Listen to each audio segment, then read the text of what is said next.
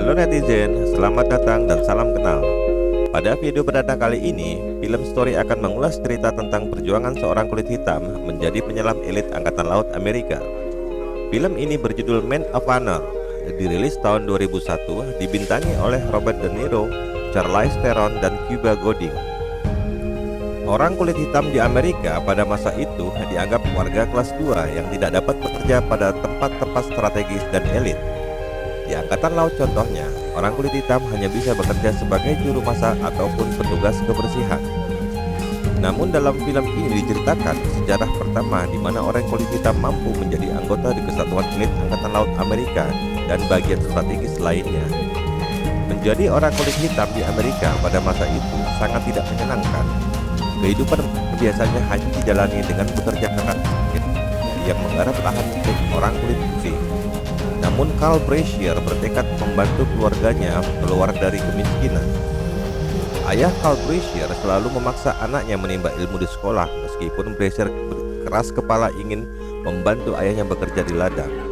Namun dengan tegas ayahnya melarang karena menurutnya sekolah adalah salah satu jalan untuk kemajuan. Bisa dikatakan Brashear adalah anak yang berbakti pada orang tua.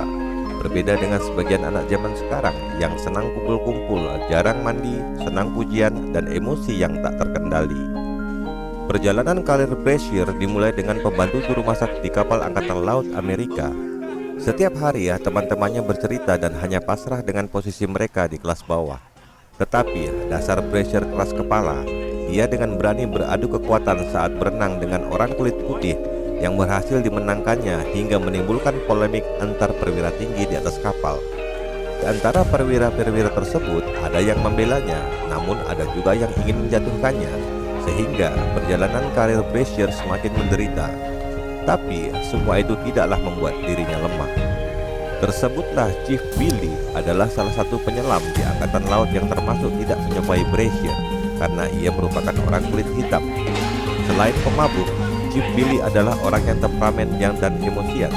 Karena sifat inilah yang menyatukan keduanya dalam satu lembaga pendidikan penyelaman, membuat cerita film ini semakin menarik. Sebelum melanjutkan cerita ini, tidak ada salahnya bagi sobat netizen subscribe di channel ini demi mendukung konten-konten menarik lainnya. Meskipun atasannya kurang mendukung, Brashear tetap nekat mendaftar di Akademi Penyelam Khusus di Angkatan Laut Amerika.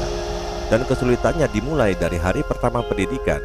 Bahkan untuk masuk pun ia harus berdiri seharian sebelum diizinkan.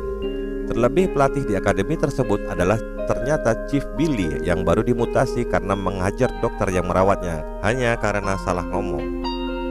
Tak hanya sampai di situ, rekan-rekan satu waraknya pun tak ingin bersama dengan Brashear, orang kulit hitam. Pada masa-masa pendidikan, Brashear terus diintimidasi, dihajar, diejek agar keluar dari pendidikan.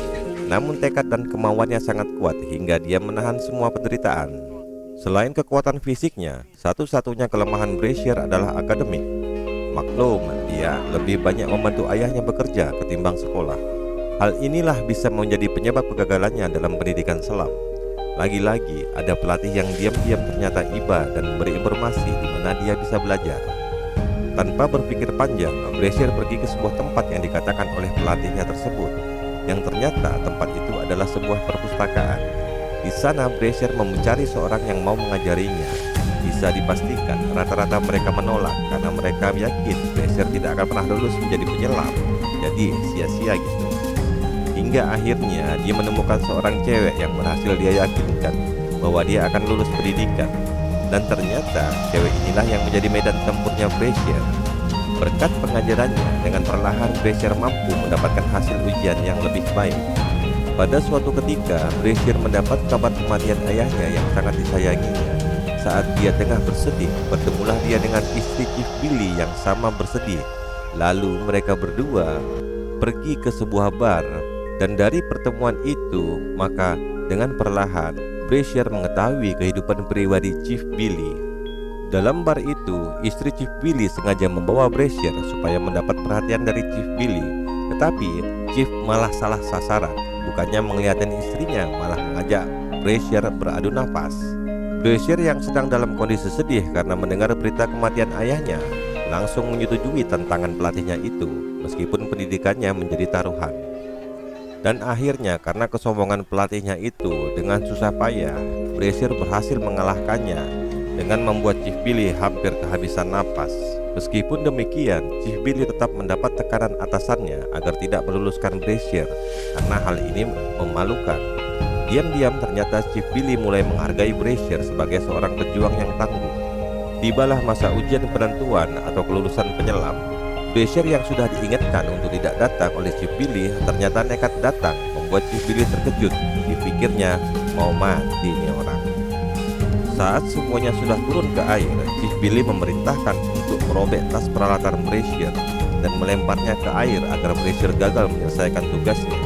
Dan benar saja, teman-teman Brazier lainnya dapat menyelesaikan dengan cepat, sedangkan dia kesulitan karena peralatannya berserakan di dasar.